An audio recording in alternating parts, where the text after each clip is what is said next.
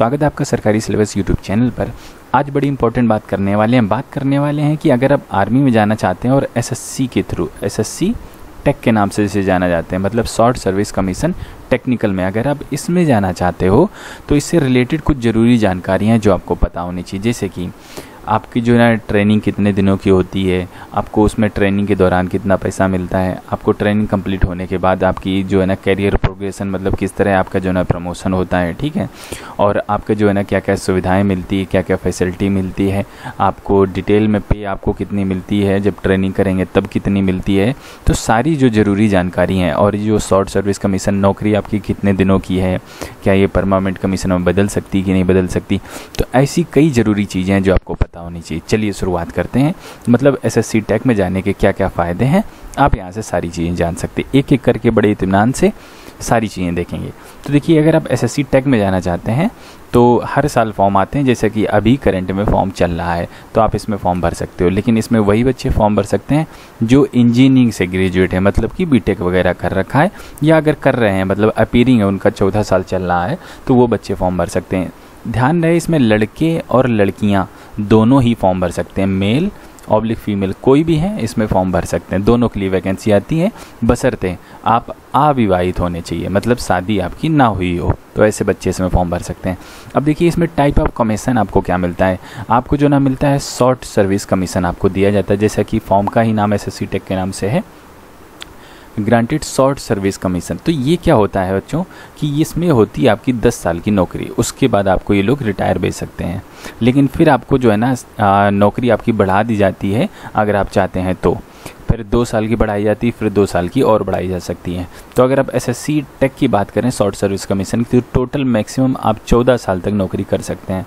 लेकिन इसमें भी कुछ और शर्तें हैं कि आप जैसे ही आपकी 10 साल की नौकरी पूरी होती है तो आप परमानेंट कमीशन भी आपको दिया जा सकता है। तो कई लोगों को ये प्राप्त भी होता है, तो ये चीज़ भी आप ध्यान रख सकते हैं। ऐसा ज़रूरी नहीं कि 14 साल बाद आपको लात मार के बाहर कर दी जाए, ऐसा नहीं, आपको परमानेंट कमीशन भी मिल सकता है।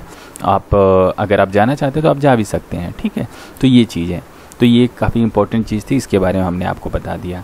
देखिए, जिस दिन से आप OTA में कदम रखते हैं, ऑफिसर्स ट्रेनिंग अकेडमी, OTA में आप कदम रखते हैं चेन्नई तमिलनाडु में जो कि पड़ती है, उसी दिन से आपको जो तनख्वाह मिलेगी वो आपको लेफ्टिनेंट रैंक के अनुसार आपको मिलेगी, ठीक है। क्योंकि आर्मी की जो पहली अफसर की रैंक होती है वो होती है लेफ्टिनेंट। तो पहले दिन से ही जैसे ही आप कमीशन्ड हो गए, आप गए ट्रेनिंग में, मतलब ट्रेनिंग के पहले दिन से जो आपका मिलेगा वेतन वो लेफ्टिनेंट का मिलेगा। लेकिन जैसे ही आप ट्रेनिंग के दौरान रहेंगे तो आपको सारा वेतन नहीं दिया जाएगा, आपको कुछ वेतन दिया जाएगा, मैं आपको आगे बताऊंगा कितना दिया जाएगा। लेकिन जैसे ही आपकी 49 वीक की जो आपकी ट्रेनिंग होती है वो कंप्लीट हो जाएगी, उसके बाद आपको सारा वेतन दिया जाने लगेगा। तो ये चीज़ इंपॉर्टेंट है, आप इसे ध्यान रख सकते हैं।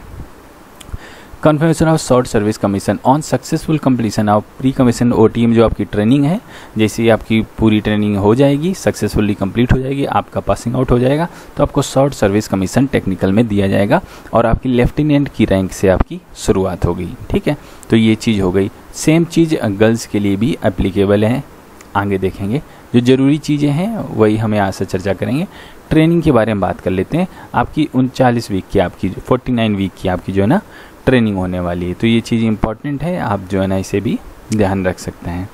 आगे देख लें, आपकी जो ट्रेनिंग है मैंने आपको बता दी चेन्नई में होने वाली OTA में, तो ये चीज़ हो गई। और आगे देख लेते हैं, ट्रेनिंग में जो आपका खर्चा होता है वो सारा का सारा गवर्नमेंट देती है, आपको ट्रेनिंग के दौरान कोई पैसा यहाँ पर नहीं देना। Training at OTA eight government expense, मतलब कि सारा खर्चा, मतलब कि जैसे कि आपके यूनिफॉर्म का, आपका जो आपको ट्रेनिंग देते हैं उनका खर्चा, आपका मेस का खर्चा, खाना रहने का, ये सारी चीज़ें गवर्नमेंट वहन करती है आपको, ठीक है।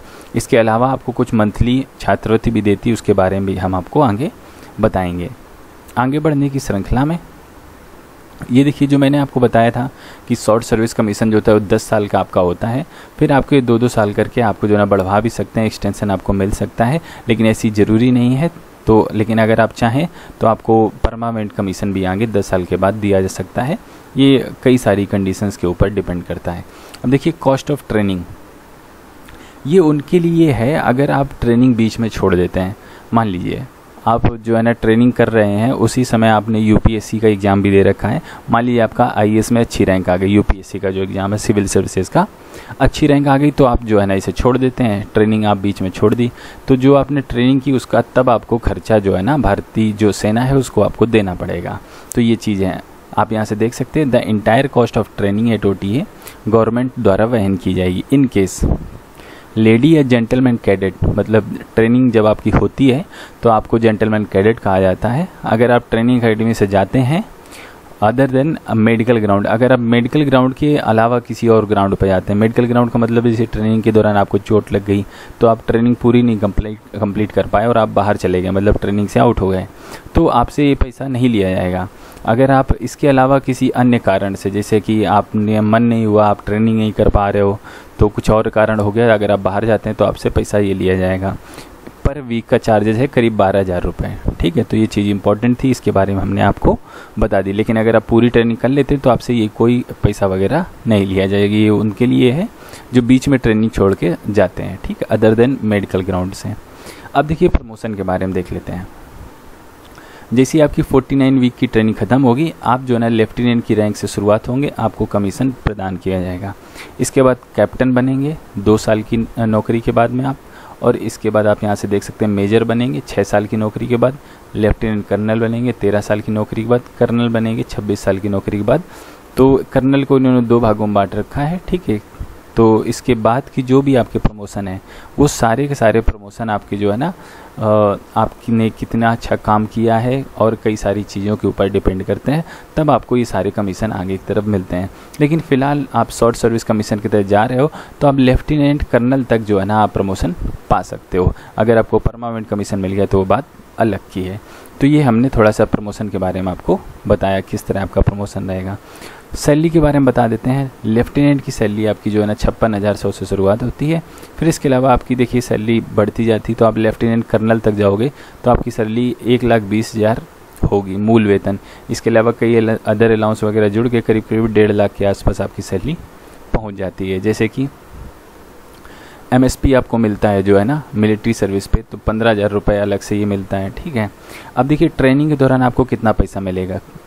जो आपकी स्टिपेंड छात्रवृत्ति है कैडेट ट्रेनिंग के दौरान आपको 56,100 रुपये जो है ना प्रति मंथ के हिसाब से आपको मिलेंगे जब आप ट्रेनिंग कर रहे हैं। आप यहाँ से देख सकते हैं स्टिपेंड टू द जेंटलमैन और lady cadet during the entire duration of training at service academy during training period at OTA। तो आप OTA में जाके ज्वाइन करेंगे तो आपको 56,100 रुपये शुरुआत से ही आपको जो है ना एक अच्छा वेतन जो है ना आपको मिलने। कई लोगों की इतनी तो सैलरी नहीं होती जितना आपको ट्रेनिंग के दौरान छात्रवृत्ति दी जा रही है, ठीक है। तो इसके अलावा आपको फ्लाइंग अलाउंस में अगर आप फ्लाइंग में जाते हैं तो 25,000 रुपये ये अलग से आपको सैलरी के अलावा अलग से दिए जाते हैं। जैसे कि अगर आप इसमें जाते हैं अदर अलाउंसेस में, जैसे आप पैरा लाइन्स में जाते हैं, पैरा रिजर्व फोर्स में जाते हैं, पैरा जंपर में जाते हैं, प्रोजेक्ट में जाते हैं, स्पेशल फोर्स जाते हैं, स्पेशल फोर्स कमांडो वगैरह, टेक्निकल में जाते हैं, तो आपको इतना पैसा अलग से आपको दिया जाएगा। तो ये चीज़ हो गई। थोड़ा सा और आगे देख लेते हैं। हाई एल्टीट्यूड अलाउंस, अगर आप जहां आपकी नौकरी काफ़ी ऊंचाई पर है तो उसका कुछ अलग से पैसा आपको दिया है। सियाचिन में जाते हैं तो 42,500 रुपये अलग से सैलरी के अलावा आपसे दिया जाएगा। यूनिफॉर्म अलाउंस मिलता है आपको 20,000 रुपये प्रति साल के हिसाब से आपको दिया जाता है, ठीक है। और राशन आपको दिया जाता है, खाने का आपको मिलता ही है, ठीक है। ट्रांसपोर्ट अलाउंस आपको आने जाने का जो है ना खर्चा वगैरह दिया जाता है। तो ये चीज़ें जो है ना आपको दी जाएंगी। आपके बच्चों का पढ़ाई होती है उसका खर्चा आपको 2,250 रुपये प्रति महीने के हिसाब से दिया जाता है, ठीक है। तो ये चीज़ें, और आपका जो इंश्योरेंस होता है वो 75 लाख रुपए का आपका इंश्योरेंस होता है, ठीक है। तो ये सब सुविधाएं आपको जो है ना मिलने वाली है। और इसकी डिटेल जानकारी अगर आपको देखनी है तो आप www.joinindianarmy.nic.in पर जाकर भी देख सकते हैं डिटेल में। और नीचे मैं कुछ ज़रूरी वीडियो का जो है ना नीचे आपको कमेंट बॉक्स में पिन दे दूंगा, वहाँ से कुछ और इससे रिलेटेड वीडियो वगैरह देख पाएंगे। तो उम्मीद करता हूँ हमने कई सारी चीज़ों को बड़े ही डिटेल में देखा है। और कुछ जानना पूछना चाहते हो तो हमें कमेंट कर सकते हो। इस वीडियो में बस इतना ही रखना चाहेंगे। हम आपसे मिलते हैं अगले वीडियो में, तब तक के लिए वंदे मातरम।